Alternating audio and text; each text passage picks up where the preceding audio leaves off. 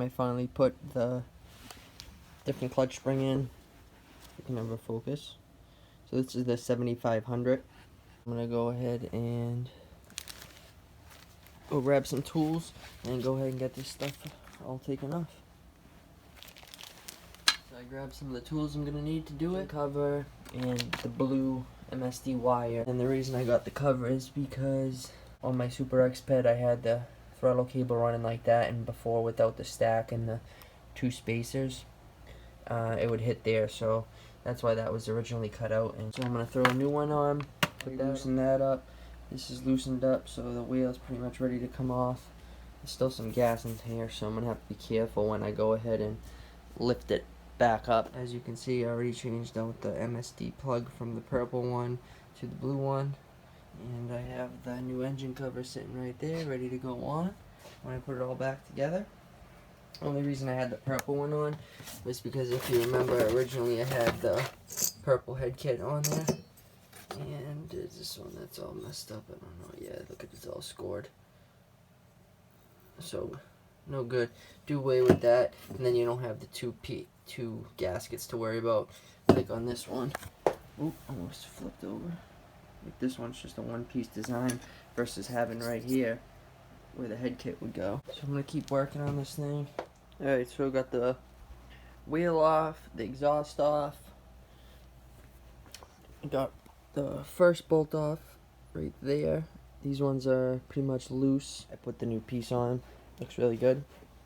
Just some fingerprints on it, obviously, but the blue matches better now that I don't have the purple head on there. So I'm gonna keep going here. Shut down the camera for a second just so I can do some work, and then I will show you. Also thinking about changing out the Sick Toys exhaust manifold with the ProFlow manifold. See if I can get a good angle on this. If you look how much bigger the ProFlow is than the Sick Toys exhaust manifold. I can actually, it slides right over it all the way in. It's literally that much bigger. It's crazy. So that'll definitely make a difference on top end performance, getting that exhaust flowing as quick as possible out of the pipe.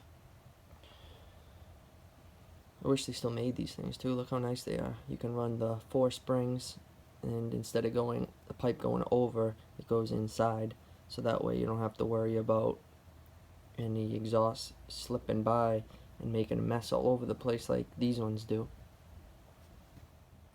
Alright, so I just finished getting the engine off. As you can see, I did it a little bit different than how I guess you normally would, or you could. Instead of taking off the spindle, what I did was take it off from the clutch housing side. So what I did was pull out the spindle out of the third bearing so you can clock the mount like so, and then by clocking it like that, you're actually able to take all those bolts out. What I did was I used a Allen wrench like this, moved it to the position where you can undo them, and then those ones are pretty easy to undo by hand, and then it just pops right off, so you don't even have to worry about trying to get this off unless you have the tool. I'm still not sure if they even make a tool, but I know you must use a tool to pop it off this end, because you can't bang it lightly or tap on it with a rubber mallet like we do with the hard drive spindles.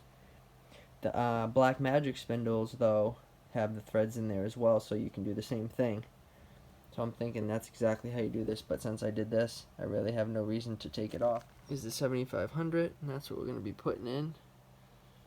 If it would ever focus. I hate when that happens. It's so annoying. There it is. So there's the 7500 spring. Blue one. This one's 6,000 RPM, and this is just the one that comes with it. So I'm going to go ahead and put that on. What I'm going to do is just pop these 2 Allen heads out, so I won't be able to test it out, but after I post up this video, the next video will be testing it out, and I'm going to see how it does with the new clutch on there. It should grab a little bit better. This could either go good or bad for me. Let's see. Which way is it going to go?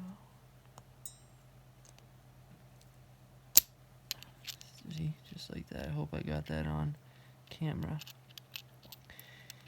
It's not really gonna snap to the point where it will hurt you, but it could probably get your hands pinched in there. So there's that one off, and then we're gonna switch it out with the blue one. That's the 6000. This is the 7500, I believe. So here we go. Let's pop her back together. I'm sure it's gonna be a little bit harder than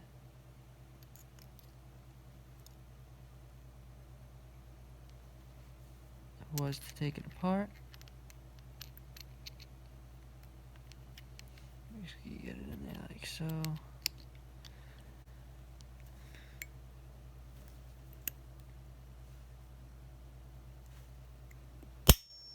Ow. Basically, that's how you do it. Alright, now that my hands are all cleaned up, I can pop this thing back on. What I'm gonna do is, this is what I did before. It's a good practice to just throw a little blue Loctite. Oops, sorry, I'm out of focus. Throw a little blue Loctite on these. What I'm gonna do is take a wire brush and wire brush off the old stuff and clean off that little bit of rust right there. Now what I'll do is, like I said, clean up off the old Loctite. I'll make sure that it gets there. Ooh, that blue looks so nice on there. Blue and blue. I want to go much higher than the 7500 because I like to be able to still putt around, you know. It's not a race ped. So go ahead and put this thing on there. Now all I got to do is put those 4 bolts back on, tighten up the engine mount bolts, and that's it. That's what I use.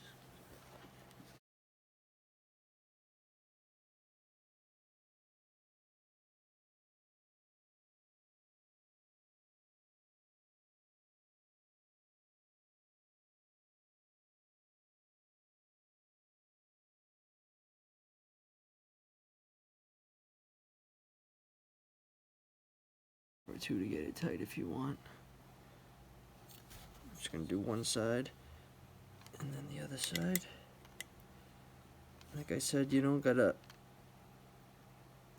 overdo it, but definitely want these bad boys tight. It's a done deal. Now all we gotta do, throw it back together, and that'll be it. Go have some fun with it again.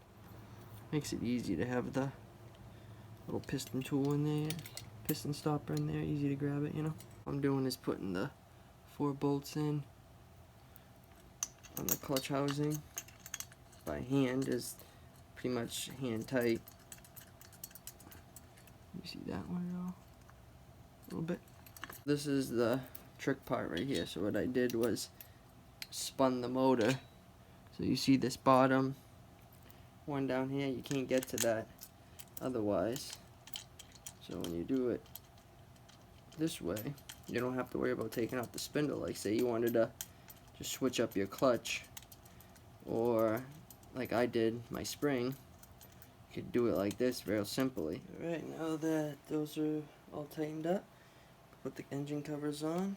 This is the new one that I bought.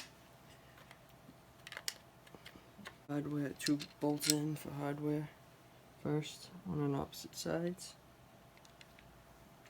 Put this thing up here for now. Don't forget to put in your kill switch. Put that baby in there. Before I put that in, I'm going to center the spark plug. Spark plug wire, I mean. Put that right on there. What's going on here? This one not in all the way. There we go. That's in. Pop one in.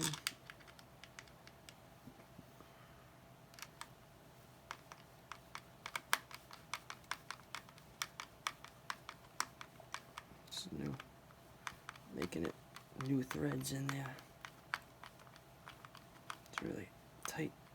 That's why. Okay, cool. There's that one. I'll tighten this one down. Rest of the way. You can see there's not in right here. It's a new cover, so it's like needs to be manipulated a little bit to go where it needs to go. See how it's off at the bottom? I'm gonna have to take this thing back off, so keep the dirt out and keep the air flowing around the head, around the cylinder head.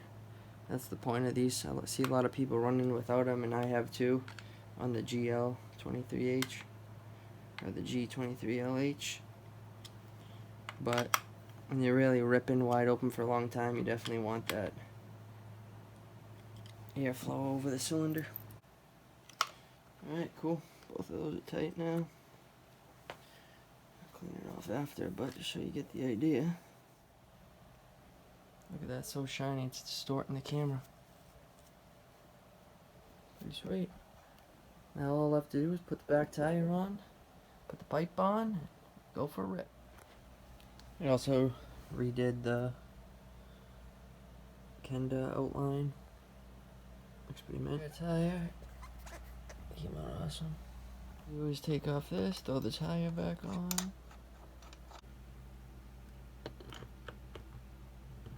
For now, just leave it like that. Got the wheel on. Put the nut hand tight. I usually like to put the lockout hand tight, so as tight as I can go by hand, essentially. Otherwise, it'll cause drag and won't go good top speed. It's all back together. Just gotta shine it up, put the pipe on. And I usually put a little bit of Loctite on here because when you run the lockout kit, it doesn't tighten down all the way as far as it does without it, because you gotta space it out a little bit. Well, she's all back together. Got her all buttoned up nice. Cleaned my engine cover. Put my RPM wire back onto the new spark plug wire. Wrap it around 5 times nicely.